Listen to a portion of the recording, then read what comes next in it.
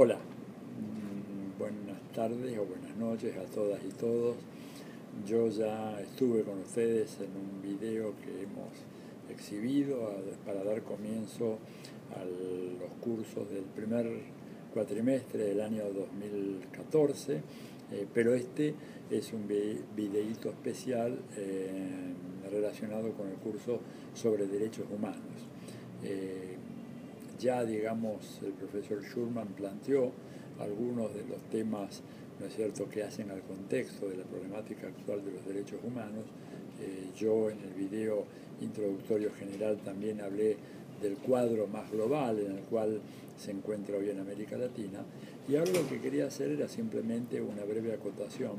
sobre la enorme trascendencia del problema de los derechos humanos en esta fase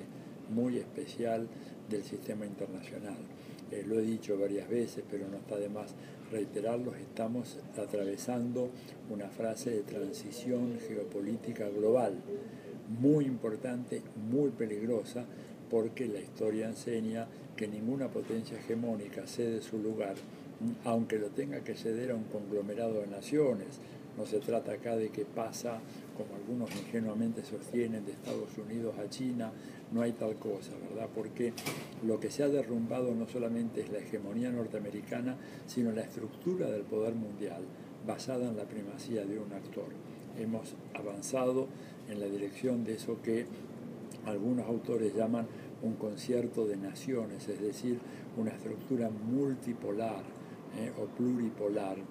de poder mundial, en el cual, digamos, Estados Unidos va a seguir siendo indudablemente la potencia más importante, pero lejos de poseer los márgenes de autonomía y de determinación y de imposición que gozó durante gran parte del periodo que va desde el fin de la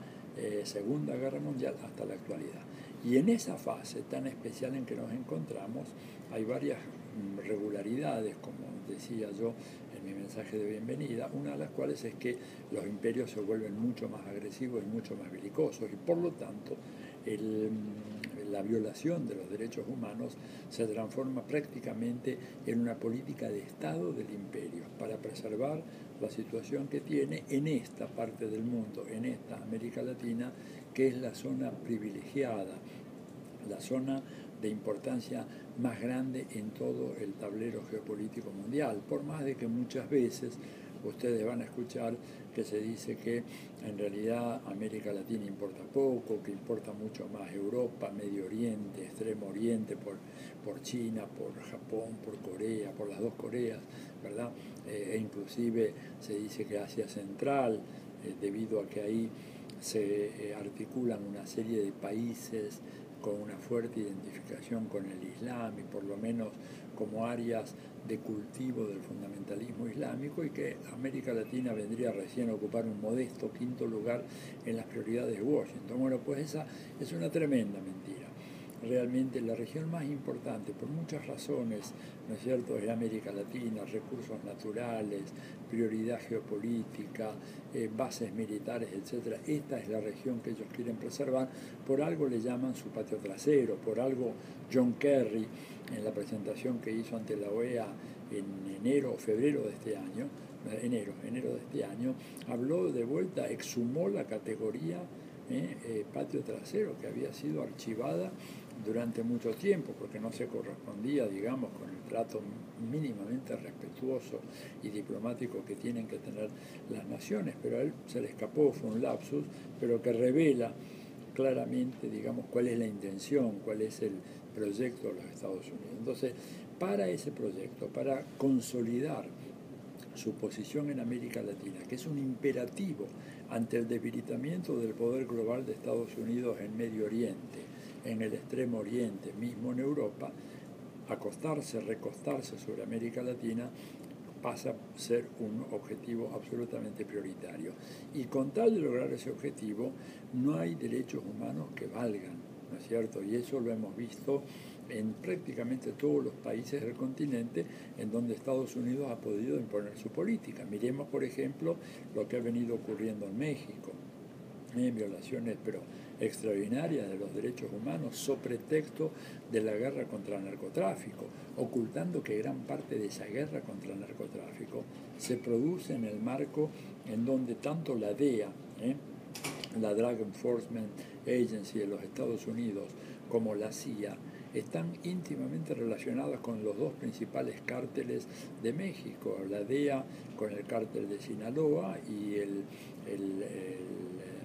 la CIA con los Zetas que están en el cártel del Golfo, ya en la zona que va más hacia Texas, ¿no? La que entra por California, la que entra la droga por California, ¿verdad? Y ahí las violaciones a los derechos humanos son fenomenales. Pensemos tan solo el tema del femicidio, ¿verdad? Como uno de los rasgos que definen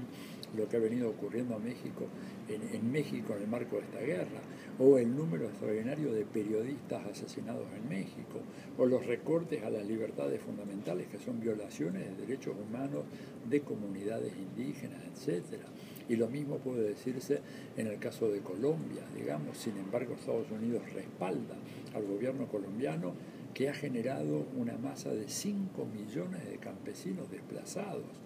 una cifra superior a la de cualquier otro país del mundo. Antes se pensaba, ¿no es cierto?, que en Ruanda se había llegado a ese número, pero no, la mayor cantidad de desplazados la tiene hoy Colombia, ¿verdad? Y Colombia está avalada por los Estados Unidos, lo estuvo con Uribe, lo está con Santos, y ahí las políticas de agresión a los derechos humanos son cosas de todos los días. Lo mismo podemos decir en el caso de Perú, la violencia de la represión en Perú, pero claro, Perú junto con Colombia, con México, son los baluartes de la Alianza del Pacífico, completado más al sur por la presencia de Chile, ¿verdad? El Chile de Piñera, que sirvió, digamos, de base para la expansión de este proyecto de la Alianza del Pacífico desde el extremo norte de América Latina, en México, hasta el extremo sur en Chile, autorizando inclusive en Chile la instalación de una base militar norteamericana en Concón, sobre el puerto del Pacífico, ¿verdad? Entonces, y ahí también las violaciones a los derechos humanos, en el caso de Chile,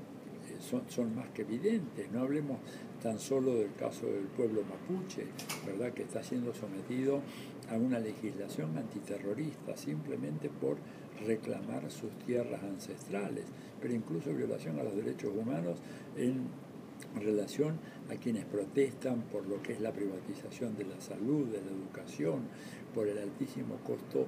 que tiene, digamos, la vida cotidiana en Chile para distintos rubros, pero sobre todo salud y educación, hace que Estados Unidos apoye totalmente esos gobiernos y, por el contrario, lance una feroz ofensiva contra gobiernos que han respetado y que han promovido los derechos humanos. Caso de Venezuela, ¿no es cierto?, en donde hay una constitución ejemplar que garantiza el disfrute de los derechos humanos a toda la población, que acabó con la exclusión de casi 5 millones de venezolanos que no tenían ni documentos de identidad, ni vivían en una calle que tuviera nombre o un número, que estaban perdidos en las barriadas de los cerros cercanos a Caracas o algunas de las otras grandes ciudades, toda gente que fue cedulizada, como se dice en Venezuela, que ahora son sujetos de derecho, ¿verdad? Bueno, sin embargo, gobiernos como el de venezolano están siendo sometidos a un fuego inclemente, tratando de destituir a ese gobierno. Piensen ustedes que hace más de 11 meses, ¿verdad?, que Nicolás Maduro ganó su elección presidencial y todavía el gobierno de los Estados Unidos no ha reconocido esa victoria que fue reconocida por Jimmy Carter, el expresidente norteamericano, que dirige ahora el Centro Carter, y que por lo tanto le da pábulos a toda esta derecha reaccionaria y fascista que procura el cambio de régimen en Venezuela, incendiando, quemando, matando, arrojando bombas molotov, el mismo modelo que aplicaron en Libia, que también empezó en Benghazi, como ustedes recordarán, y luego se extendió por todo Libia y terminó con la masacre de ese pueblo y el linchamiento de Gaddafi, lo que han hecho en Ucrania. O sea, la idea es que los derechos humanos pueden ser conculcados, pisoteados sistemáticamente con tal de preservar la estabilidad del imperio. Y vemos que América Latina es una zona privilegiada de ese interés norteamericano. Y por lo tanto, el estudio de las diversas formas cómo se violan los derechos humanos en América Latina, que es el objetivo fundamental de este curso, a mí me parece, y a todos los profesores que estamos involucrados en él nos parece, que es algo de la mayor importancia. Hay formas subliminales, ¿verdad? El manejo de la propaganda política a través de medios de comunicación de masas, medios que pretenden pasar por imparciales, por ser simplemente agencias de divulgación de noticias y que en realidad son proyectos de manipulación de conciencias, que mienten sistemáticamente como nunca antes hemos visto ese tipo de mentiras tan arraigadas en lo que es el mal llamado periodismo independiente, que no tiene absolutamente ninguna independencia, que está al servicio de los planes imperiales y que hace al sometimiento de nuestros pueblos, bombardeados permanentemente por una campaña de mentiras, difamaciones, ¿no es cierto?, que ocultan datos fundamentales y que tergiversan otros y que inventan otros con tal de crear un clima de opinión que favorezca el mal humor social, el descontento social y a partir de ahí la protesta, y la protesta que termina en hechos violentos como lo estamos viendo en Venezuela hoy. O sea que el tema este me parece que es absolutamente fundamental que lo estudiemos, y recuerdo algo que dije también en la bienvenida general. Recordemos aquella frase de Bolívar cuando dicen: nos dominan más por la ignorancia que por la fuerza, y creo que eso sigue teniendo vigencia hoy. La ignorancia prefabricada, la ignorancia que surge del control que los grandes oligopolios al servicio del imperio y al servicio de la derecha de nuestros países se expresan en la llamada prensa seria, en la televisión, en las radios, en la prensa gráfica, ¿no es cierto?, tratando de conformar un clima de opinión que favorezca los planes de los Estados Unidos. Hace poco se divulgó un documento del Comando de Operaciones Especiales del Pentágono, que es un comando dedicado básicamente a entrar en acción cuando hay situaciones de conflicto social y en donde se requiere la presencia de unidades norteamericanas, ¿verdad? Eso se está manejando ahora y hay algunos sectores que en Venezuela están pidiendo que se desembarquen tropas especiales de Estados Unidos para guardar el orden. Fíjese lo que es eso. Bueno, y ahí en un manual de instrucciones que se filtró a la prensa o que fue hackeado, cualquiera de los dos casos, el resultado fue lo mismo, se dice claramente que para que Estados Unidos avance en sus proyectos de normalización, así le dice, normalización de las relaciones entre Estados Unidos y América Latina, es fundamental inventar o crear un clima de opinión que haga que el gobierno aparezca como el gran enemigo y que dice: ese es el primer paso de cualquier ofensiva. No podemos lanzar una ofensiva hasta que la opinión pública no esté trabajada por este sentimiento de que el gobierno es el enemigo y que el gobierno debe ser cambiado, no importa si se violan las normas electorales o la Constitución. Bueno, este es el tema: violación de los derechos humanos, violación del orden constitucional, imposición de regímenes represivos que ya sabemos cómo funcionan. Miremos lo que ha pasado recientemente en Paraguay, nuevamente para hablar de un país vecino de la Argentina, en donde después del golpe de Estado hecho en contra del presidente Fernando Lugo, vino una transición y finalmente un gobierno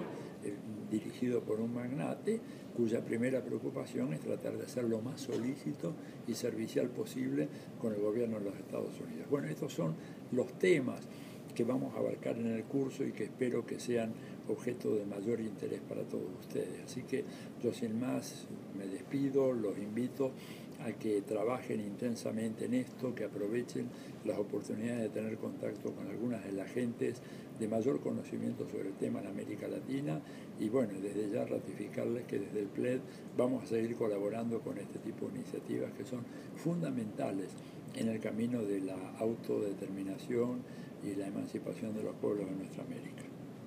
Buena suerte y buen trabajo.